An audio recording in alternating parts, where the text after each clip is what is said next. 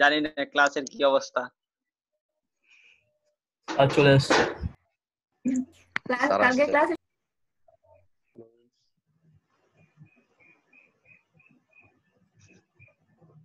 তুমি শুনতে পাচ্ছ আমার কথা?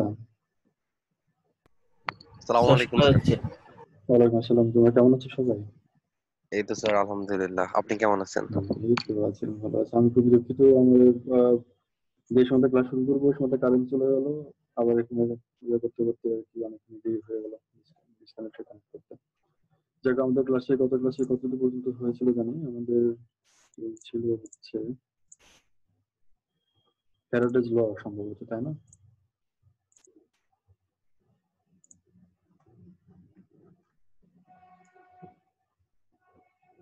আমরা এগুলো কভার করেছি।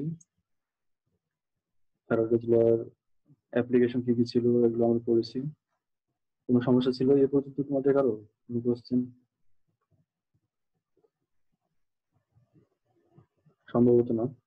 আমরা এরপরে যাই ইন্ডাকশন হিটারে। আমাদের শেষ টপিক ছিল গত ক্লাসে আলোচনায় আর কি।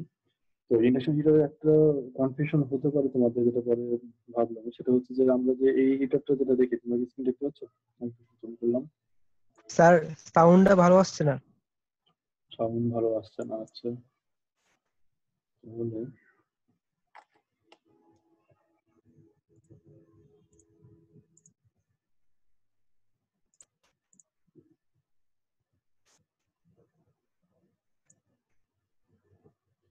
এবার হ্যালো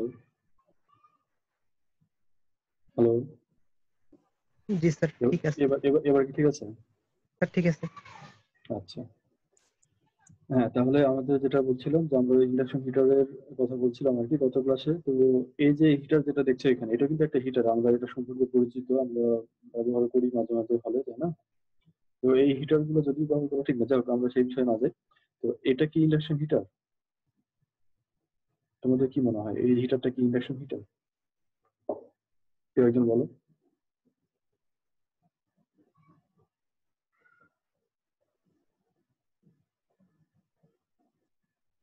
বলো। হ্যাঁ, কথা বলতে হবে তোমাদের, যে কোনো একজন, সমস্যা নাই, এটা ভয়ের কিছু নাই। আমি তো এটা জাস্ট গল্প করছি আর কি, এখানে ভয়ের কিছু নেই, ভুল হতেই পারে, সমস্যা নাই, বলো। স্যার আমার মনে হয় এটা ইন্ডাকশন হিটার না, এটা এটা ইন্ডাকশন হিটার নরমাল না। একটা হিটার, মানে যে কোনো কিছু গরম করার জন্য হয়তোবা। আচ্ছা, এটা তাহলে ইন্ডাকশন হিটার না। আচ্ছা, ঠিক আছে, এটা ইন্ডাকশন হিটার না। কেন, এটা কেন মনে হলো যে এটা ইন্ডাকশন হিটার না? স্যার ইন্ডাকশন হিটার হওয়ার জন্য তার উপরে একটা এক্সট্রা প্লেট থাকা দরকার, কিন্তু এখানে তো কোনো এক্সট্রা প্লেট নাই। এক্সট্রা প্লেট নাই? আচ্ছা, একটা পয়েন্ট ধরেছো, হ্যাঁ ঠিক আছে। আর কেউ কিছু বলবে? ইন্ডাকশন কয়েল কয়েল আকৃতির কোনো কিছু নাই, হ্যাঁ জাস্ট কুণ্ডলী দেখা যাচ্ছে। আচ্ছা, কয়েল মানে কুণ্ডলী। কয়েল হচ্ছে ইংরেজি শব্দ আর কুণ্ডলী হচ্ছে বাংলা শব্দ। হ্যাঁ, কয়েল মানে কুণ্ডলী, এবং কুণ্ডলী এখানে আছে, সেটা পার্থক্য না, অন্য পার্থক্য আছে আরো। আচ্ছা, আমি বলে দিচ্ছি, দেখো, আমাদের এটা ইন্ডাকশন হিটার না। প্রথম কথা হলো এটা ইন্ডাকশন হিটার না। এটাতে কয়েল আছে, মানে কয়েল মানে কুণ্ডলী যেটা বলো আর কি, বাংলাতে কয়েল আছে, কারণ এই যে পেঁচানো যে হেলিক্যাল স্প্রিং এর মতো যেটা দেখছো, এটাই তার কয়েল। বিশাল বড় একটা কয়েল আছে এখানে। হ্যাঁ, কিন্তু কয়েলটা নিজেই গ্লো করছে। গ্লো করা মানে তো বুঝো আর কি, উজ্জ্বল হয়ে গেছে আর কি। তো এরকম ভাবে কয়েলটা যখন নিজেই এরকম উজ্জ্বল হয়ে গেল, মানে ও নিজেই এটা হিট হচ্ছে আর কি। ইন্ডাকশন হিটিং এ কখনো কয়েল নিজে হিট হবে না, কয়েল আরেকজনকে হিট করবে, কিন্তু যেটা প্রাইমারি কয়েল, এই প্রাইমারি কয়েল কখনো নিজে হিট হবে না, বুঝছো?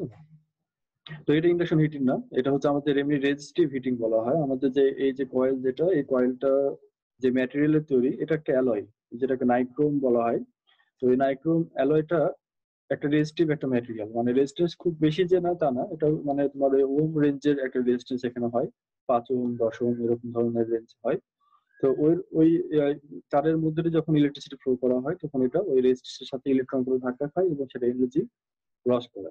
ওই এনার্জিটা এখানে হিট হিসাবে আমরা পাই, এটা রেজিস্টিভ হিটিং বলা হয়। তো এটা ইন্ডাকশন হিটিং না। এর পাশে যে ছবিটা এখানে দেখানো হয়েছে, এই ছবিটা হচ্ছে আমাদের মূলত ইন্ডাকশন হিটার।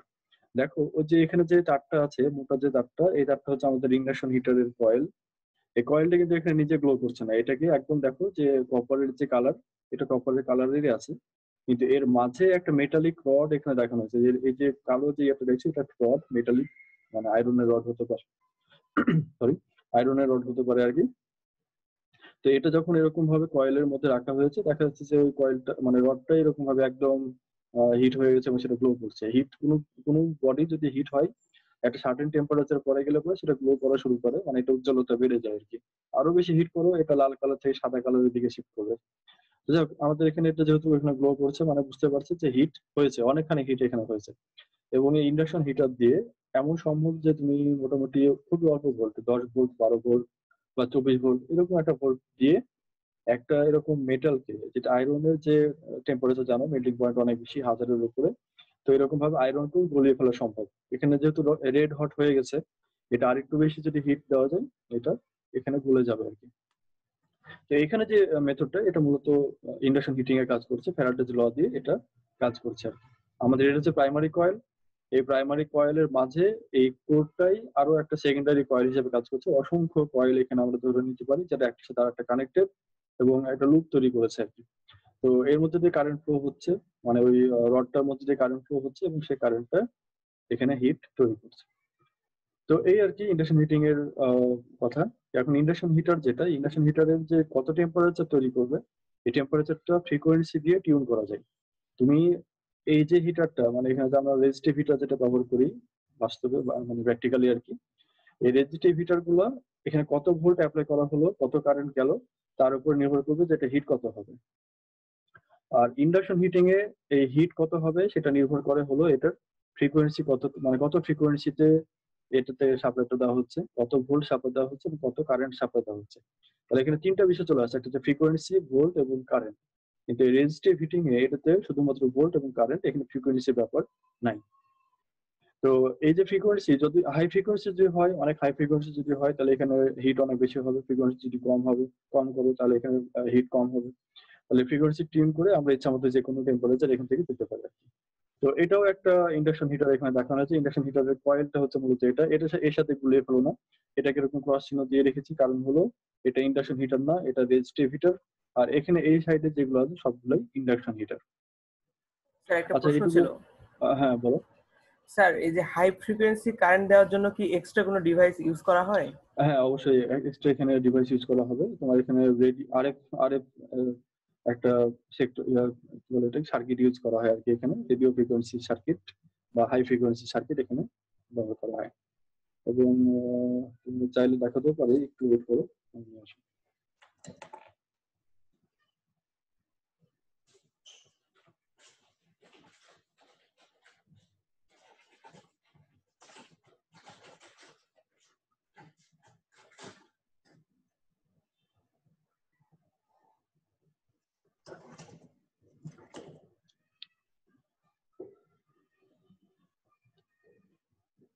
হ্যালো, তোমাকে দেখতে পাচ্ছি?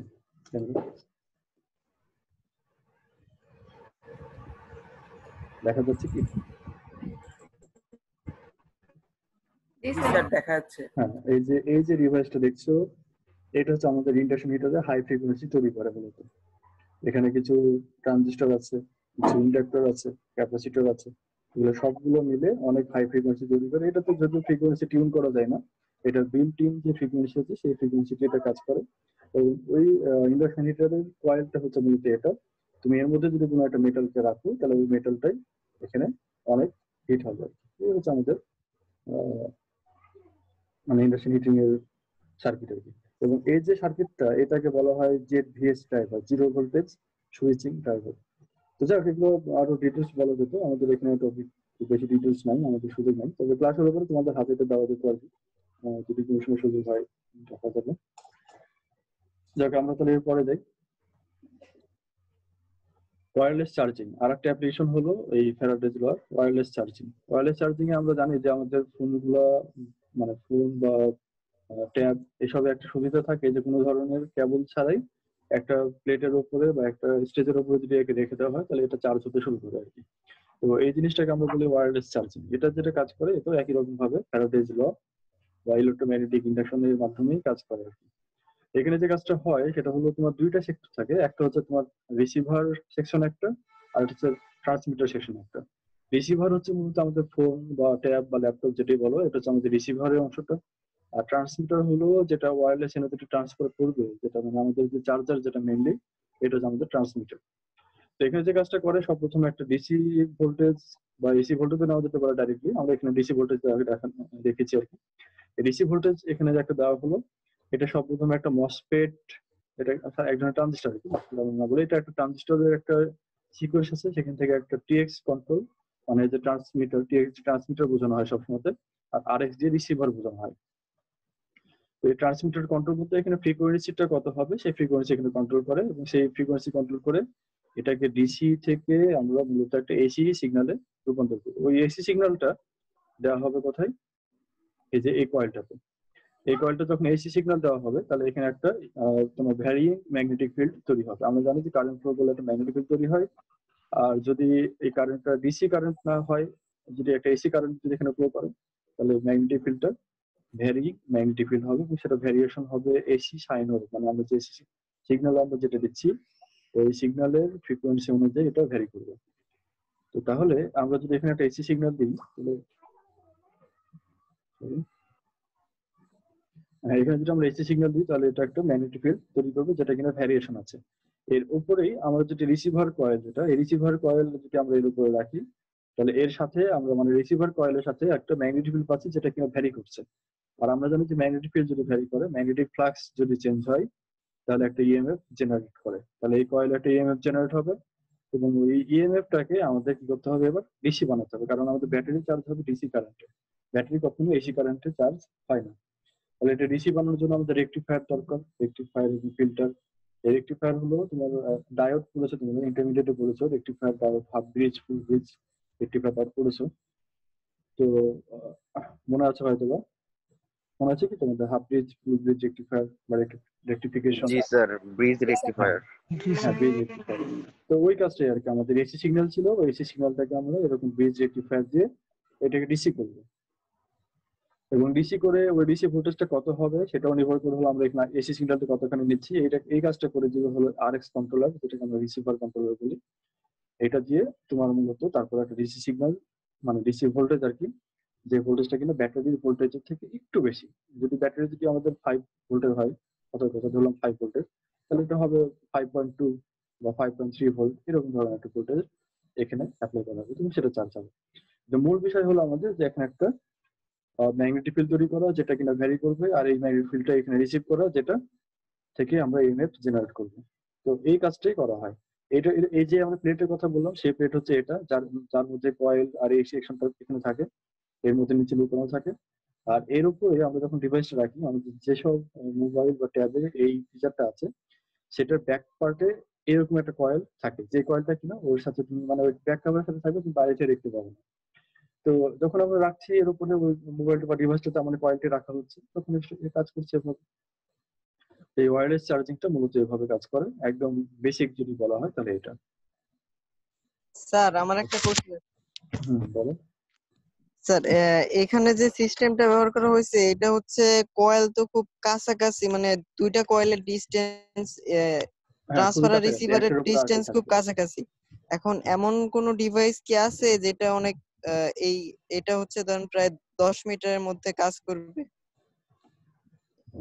এরকম কোনো ডিভাইস তুমি বানাতে পারো চাইলে, তবে সেটা খুব বেশি এফেক্টিভ হবে না, কারণ তুমি যে পরিমাণ এনার্জি ট্রান্সমিট করবে তার থেকে লস অনেক বেশি হয়ে যাবে।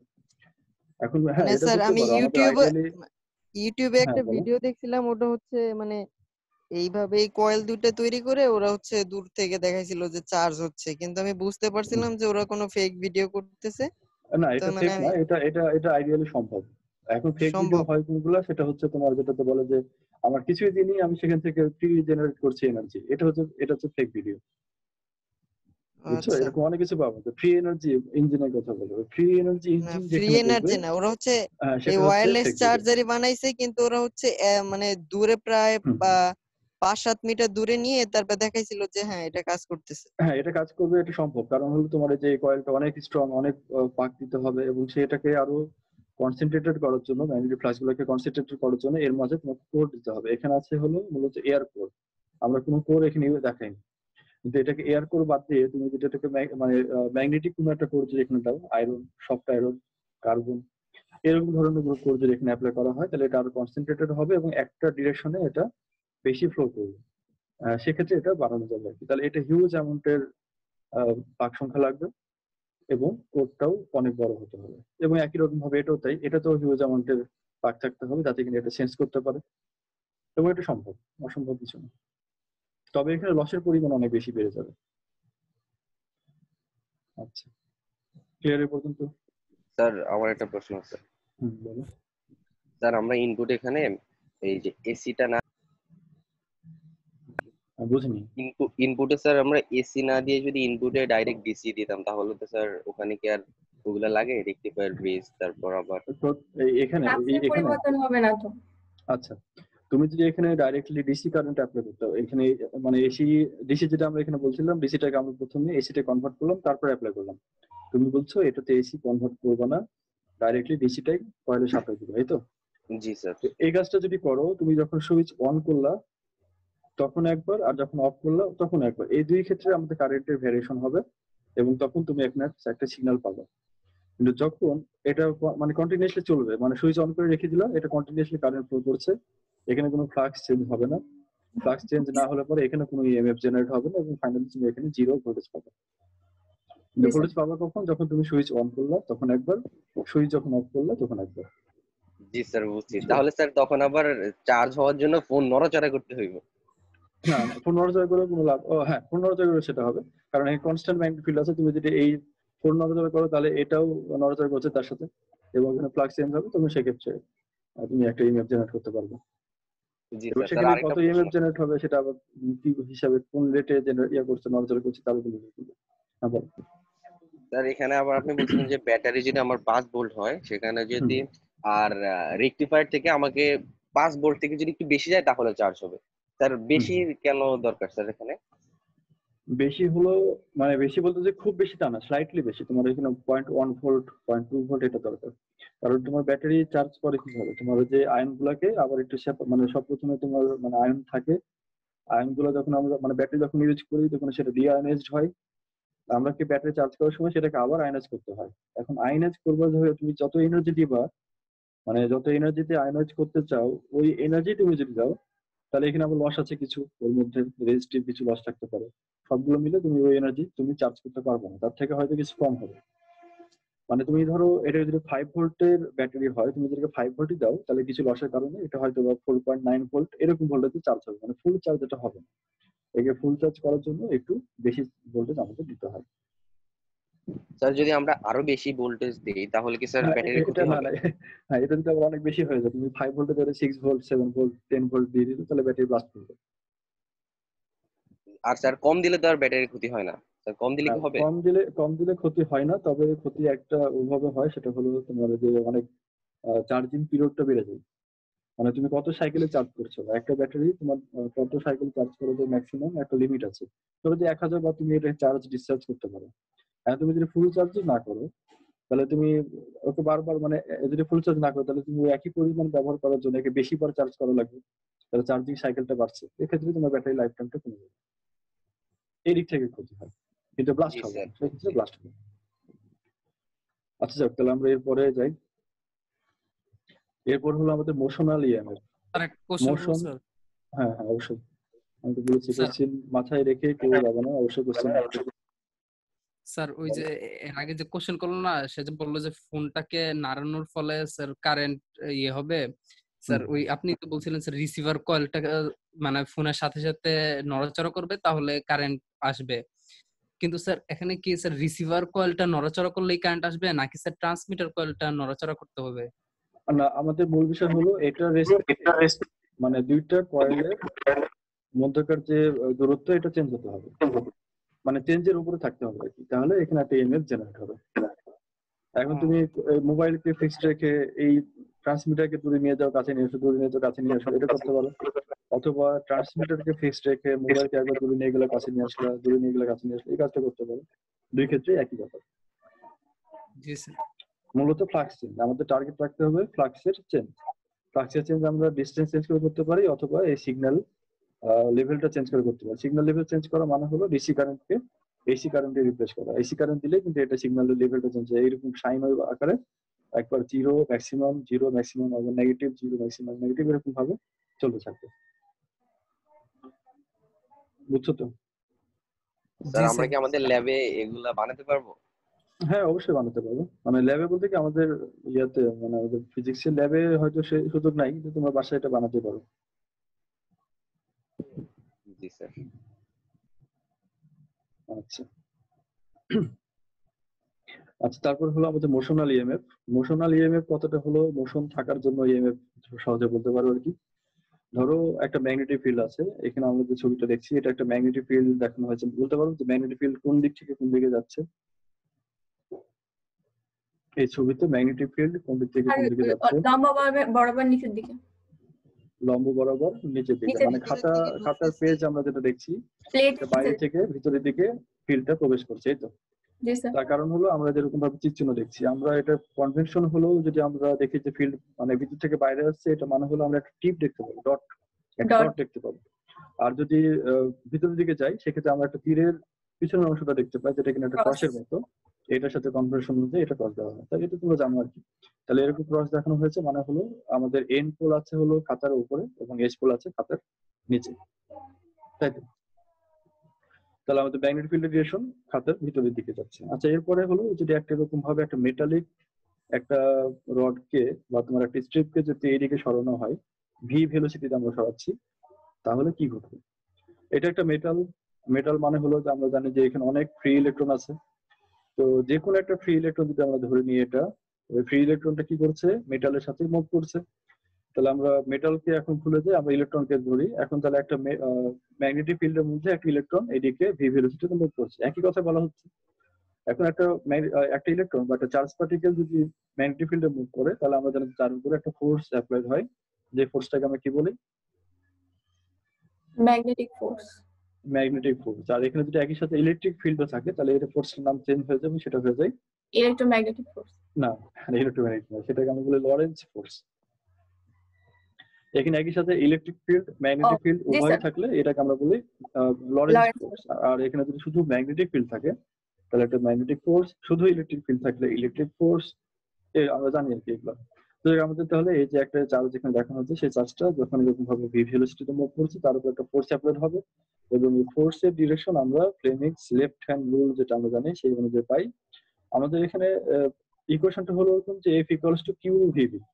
F equals to Q v cross B. V একটা ভেক্টর, মানে যেটা আমরা ভেলোসিটি বুঝেছি, বি হচ্ছে ম্যাগনেটিক ফিল্ড, এটাও একটা ভেক্টর। তাহলে এখানে বি এর ডিরেকশন উপর থেকে নিচের দিকে, ভি এর ডিরেকশন বাম থেকে ডানের দিকে, আর কিউ হচ্ছে আমাদের একটা স্কেলার কোয়ান্টিটি, আমরা জানি এটা চার্জ। তাহলে এখন ফোর্স কোন দিকে কাজ করবে, সেটা এফ এবং বি এর পারপেন্ডিকুলার। এখন এফ আর ভি এবং বি এর পারপেন্ডিকুলার। এখন ভি আর বি এর পারপেন্ডিকুলার এদিকেও হয় এদিকেও হয়, কোন দিকে যাবে সেটা আমরা ফ্লেমিংস লেফট হ্যান্ড রুল এটা থেকে জানি। বলতে পারবো কোন দিকে যাবে, উপরে না নিচে? স্যার উপরের দিকে। উপরের দিকে, কিন্তু নিচে দেখানো হয়েছে যে এটা।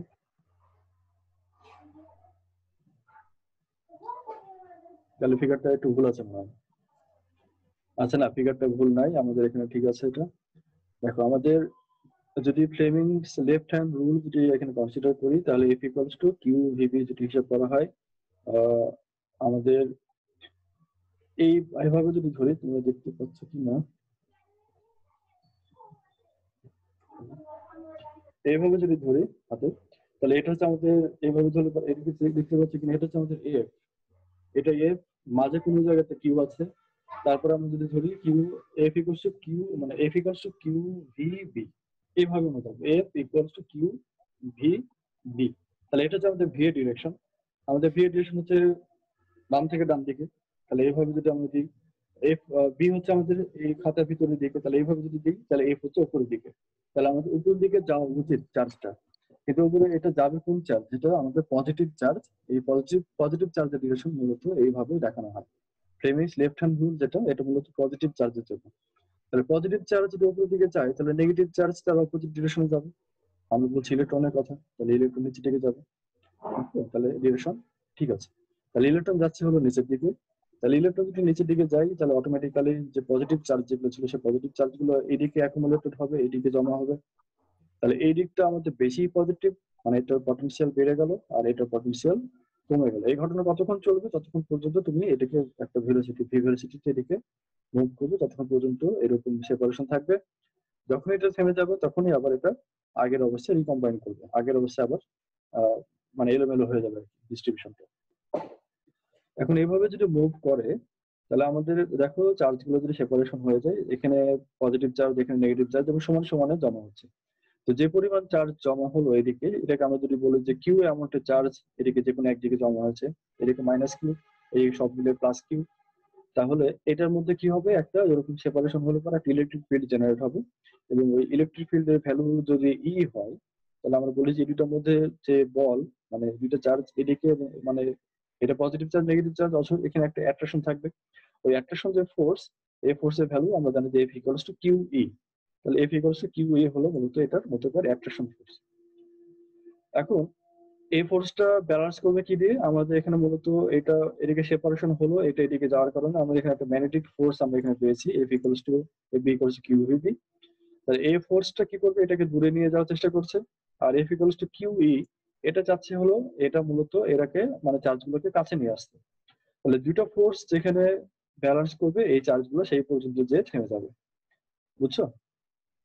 তাহলে এটা ব্যালেন্স হবে কাছাকাছি যদি ভি কম হয়, এটা ভি যদি বড় হয় তাহলে এটা দূরে যে ব্যালেন্স হবে, ভি যদি অনেক বেশি বেশি হয় তাহলে একদম শেষ প্রান্তে যে এটা চার্জগুলো অ্যাকুমুলেটেড হবে, এই আর কি। তাহলে আমাদের যখন ব্যালেন্স হচ্ছে তাহলে আমাদের এখন সমান করতে পারি যে F q v equals to Q v, এটা আমরা সমান করতে পারি।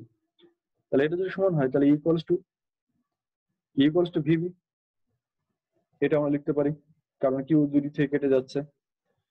এখন এটাতে কি পরিমাণ ভোল্টেজ বা পটেনশিয়াল এখানে তৈরি হলো, এই পটেনশিয়াল কতখানি তৈরি হলো এটা জানার জন্য আমরা কি জানি যে পটেনশিয়ালের সাথে একটা ডিস্টেন্সের রিলেশন আছে, ভি ইকুয়ালস টু ইডি অথবা potential equals to electric field intensity times distance, এটা আমরা জানি। তাহলে del V equals to EL, ইটা হচ্ছে আমাদের ইলেকট্রিক ফিল্ড এখানে যেটা জেনারেট হলো, আর এল হলো যেটুকু চার্জ সেপারেশনের মধ্যে ইলেকট্রিক ফিল্ডটা জেনারেট হয়েছে। তাহলে এখান থেকে এই পর্যন্ত দূরত্ব যদি হয় এল, আমরা ধরে নিচ্ছি একদম শেষ পর্যন্ত, তাহলে এল যদি হয় তাহলে আর ই যদি তার মধ্যে ফিল্ড হয় তাহলে ভি মানে দুই প্রান্তের যে পটেনশিয়াল হবে এটা হচ্ছে del V equals to E times L. এখন ই মানে আমরা একটু আগে যেটা প্রমাণ করলাম ই ইকুয়ালস টু ভিভি, এই ভ্যালুটা এখানে বসে দাও। তাহলে del V equals to B l v, এটা আমরা পেয়ে গেলাম। তাহলে ডেল ভিটা হচ্ছে পটেনশিয়াল যেটা জেনারেট হচ্ছে, আর বিএল ভি হচ্ছে এর ম্যাগনিটিউড। তাহলে বিএল ভি স্যার ডেল ভিটা কোন দুই পয়েন্টের মধ্যে পটেনশিয়াল? রডের এই একদম এই মাথা থেকে থেকে এই মাথা, হ্যাঁ আচ্ছা এই মাথা থেকে এই মাথা। আমরা ধরে নিচ্ছি ভি যখন আমাদের ভেলোসিটি এটা যথেষ্ট পরিমাণ হাই ভেলোসিটি যাতে করে এটা একদম প্রান্তে চলে যেতে পারে আর কি। জি স্যার। আচ্ছা, তাহলে আমাদের এখানে এই ডেল ভিটা হচ্ছে মূলত আমাদের মোশনাল ইএমএফ বা ইএমএফ আমরা বা ই বলতে পারি, ইএমএফ বা এপসাইলন বলতে পারো। এটা সমান হলো মূলত ভিএলভি, এটা আমাদের তাহলে মোশনাল ইএমএফ এর এক্সপ্রেশন। দেখো এখানে যতক্ষণ পর্যন্ত মোশনে থাকবে ভি, যতক্ষণ থাকবে ততক্ষণ পর্যন্ত পটেনশিয়াল থাকবে, যতক্ষণ পর্যন্ত ভি মানে যখনই ভি জিরো হয়ে যাবে, এটা যখনই থেমে যাবে তখনই এই পটেনশিয়ালটা জিরো হয়ে যাবে। এটা একটা। আর আরেকটা হলো যে ম্যাগনেটিক ফিল্ড, ম্যাগনেটিক ফিল্ড যদি কোনো কারণে জিরো হয়ে যায়, তুমি ম্যাগনেটিক ফিল্ডের মধ্যে থেকে বাইরে বেরিয়ে যেতে পারো, সেক্ষেত্রে এটা আবার জিরোতে চলে আসবে। এই হচ্ছে আমাদের একটা স্ট্রিপের জন্য মোশনাল ইএমএফ। এখন আরেকটা কাজ করা যেতে পারে যেটাকে আমরা ফ্যারাডেজ ল থেকে এটাকে প্রতিপাদন করতে পারি। এটা একটা স্ট্রিপ না হয়ে এটাকে যদি আমরা একটা বাইরে থেকে একটা রেজিস্ট্যান্সের মধ্যে দিয়ে একটা পুরো একটা সার্কিট যদি কমপ্লিট করি তাহলে কেমন হয়? এখানে যেটা হয়েছে কি, ওই স্ট্রিপটাকে আমরা একটা তার দিয়ে এরকম ভাবে কানেক্ট করলাম বাইরে থেকে একটা রেজিস্টার যেটা কিনা আর ভ্যালু, এরকম ভাবে যেটা কানেক্ট করি তাহলে দেখো এটা একটা ক্লোজ সার্কিট কমপ্লিট করছে। ক্লোজ সার্কিট মানে কি, যেখান থেকে একটা ইলেকট্রন ফ্লো করে সম্পূর্ণ সার্কিট ঘুরে আবারও ওই পজিশনে ফিরে আসতে পারে, এটাকে আমরা বলি ক্লোজ সার্কিট। আর যদি এটা না পারে এটাকে বলে ওপেন সার্কিট। তাহলে এটা ক্লোজ সার্কিট কারণ একটা ইলেকট্রন এরকম ভাবে যে এই স্ট্রিপের মধ্যে দিয়ে তারের মধ্যে দিয়ে রেজিস্ট্যান্সের মধ্যে দিয়ে আবার এখানে ফিরে আসতে পারছে, তাহলে এটা একটা ওপেন ক্লোজ সার্কিট।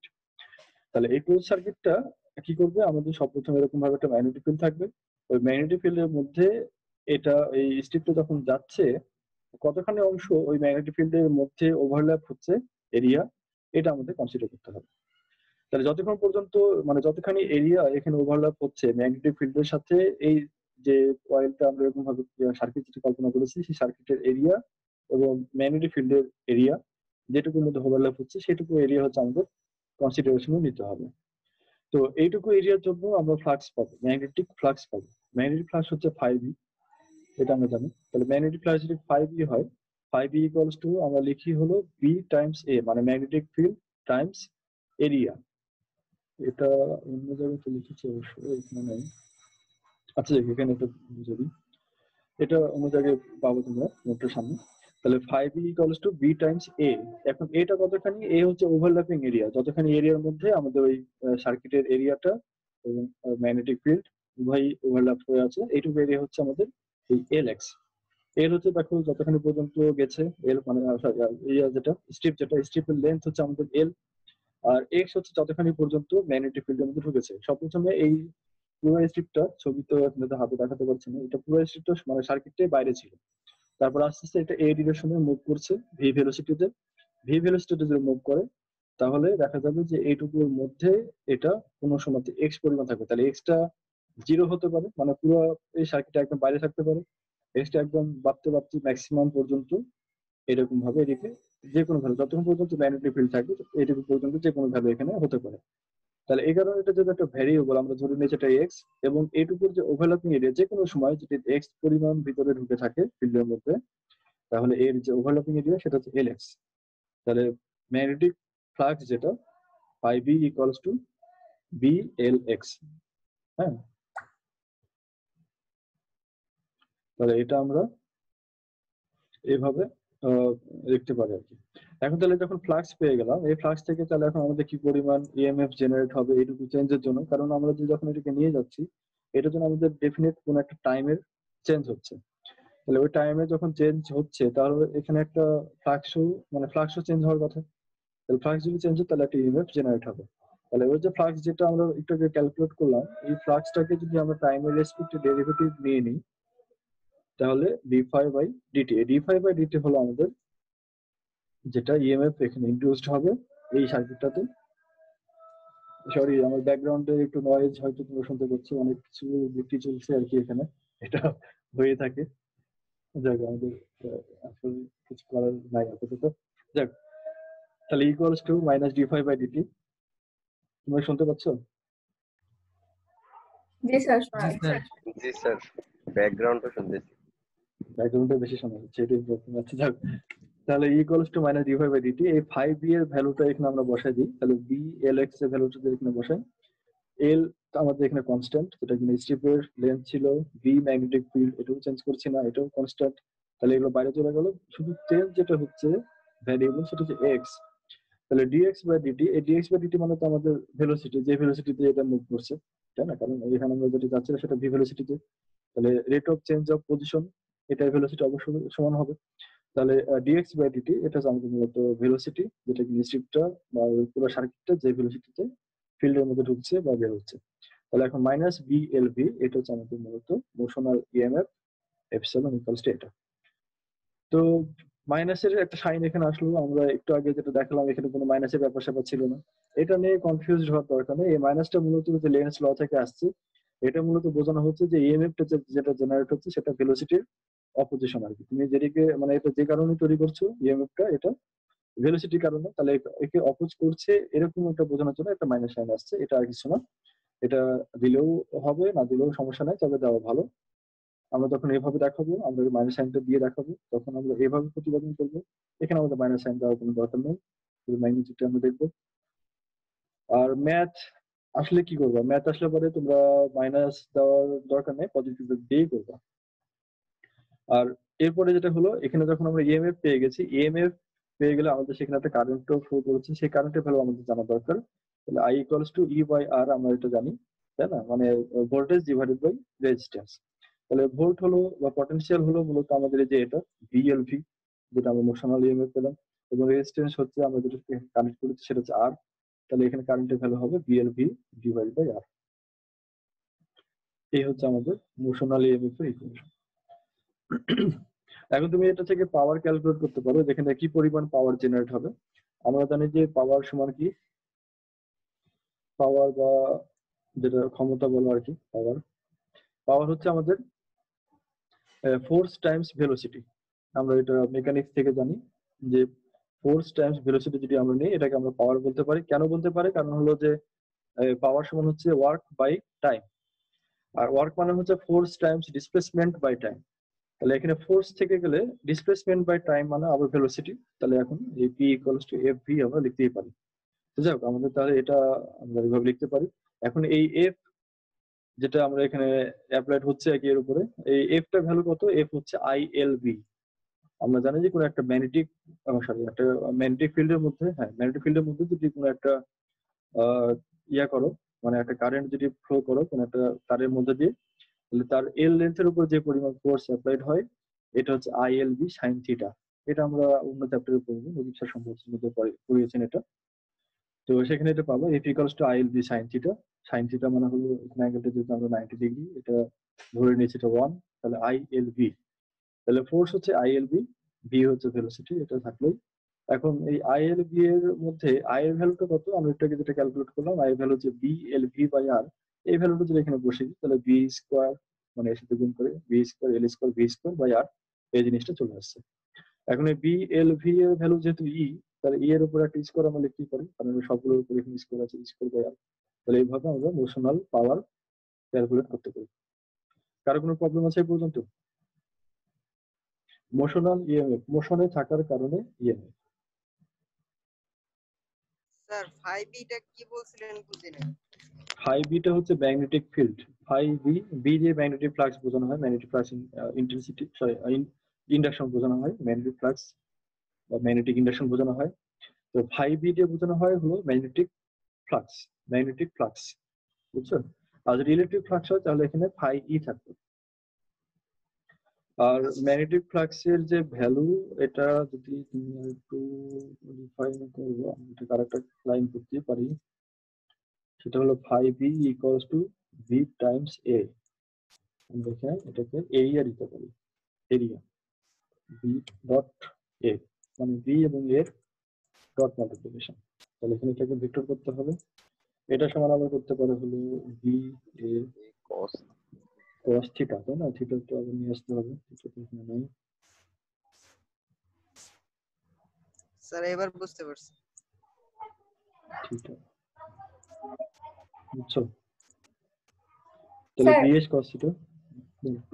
স্যার এখানে থিটাটা তো এরিয়া ভেক্টর আর বি এর মধ্যবর্তী কোণ, তাহলে এরিয়া ভেক্টর কোন দিকে নির্দেশ করছে সেটা তো হ্যাঁ, বুঝতে এরিয়া ভেক্টর মানে হলো যে কোনো এরিয়া হচ্ছে একটা ভেক্টর, একটা ভালো জি পয়েন্ট স্যার, লম্ব যেটা বলা ভেক্টর হয়েছিল। তো সেটা বুঝতে পারছি না সেটা দিক। হ্যাঁ, এটা দিক বুঝতে পারছো না, এটা একটা ছবি আছে, আমি এটা পরে দিয়েছি আর কি, এটা আগে দিতে হতো।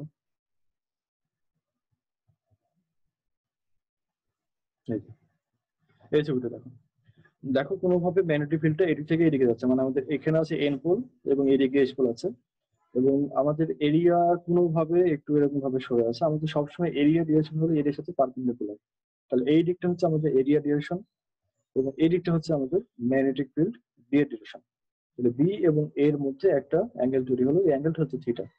তাহলে ওই যে এরিয়াটা, ওই এরিয়াতে যে পরিমাণ ফ্লাক্স তুমি পাবা, ওই ফ্লাক্সের ভ্যালু হবে phi equals to B A, বা এখানে বি এ কস থিটা।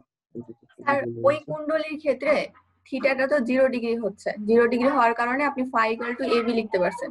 তো ওই কুণ্ডলীর ক্ষেত্রে স্যার এরিয়া ভেক্টর আর বি, এরিয়া ভেক্টরের দিক কোন দিকে হলে বি এর দিকটা ওদিকে তোমার হবে এটা সেটা এই এনটা এন যদি তোমার একদম এখানে যদি এন হয় আর এখানে যদি এস পোল হয়, তাহলে ম্যাগনেটিক ফিল্ড লাইন গুলো একদম স্ট্রেট এই দিকে মুভ করবে। তাহলে মানে এইদিকে যদি যাই, আমাদের ফিল্ড লাইন গুলো যদি একদম মানে এই সারফেসের সাথে পারপেন্ডিকুলার হয়, তাহলে সারফেসের ডিরেকশনের সাথে কিন্তু আমাদের 0 ডিগ্রি। দেখো একটা হচ্ছে সারফেসের সাথে পারপেন্ডিকুলার এবং সারফেসের ডিরেকশনের সাথে এটা 0 ডিগ্রি, কারণ সারফেসের ডিরেকশনই সারফেসের সাথে পারপেন্ডিকুলার। হ্যাঁ, এই আর কি, এভাবে তোমার এটা 0 ডিগ্রি হয়ে গেলে পরে এটার value phi equals to B আমরা লিখতে পারি। জি স্যার। আর কারো কোনো কোশ্চেন? আমাদের তো এইভাবে আগাতে গেলে অনেক সময় লাগবে আর কি এটা শেষ করা। তোমাদের তো অনেকখানি এটা হয়ে গেছিল, আমাদের এটা পুরোটা আবার রিভিউ চলছে। এখানে বেশ কিছু আমাদের পরের চ্যাপ্টার গুলো কাজে লাগবে, সেটা হলো মূলত কাজে লাগবে এর পরের অংশ থেকে, এখান থেকে আমাদের কাজে লাগবে এলআর সিআর এলসিআর এসব সার্কিটের যে মানে ফান্ডামেন্টালস গুলো, এটা এসি সার্কিটের যে কাজে লাগবে। যাক আমাদের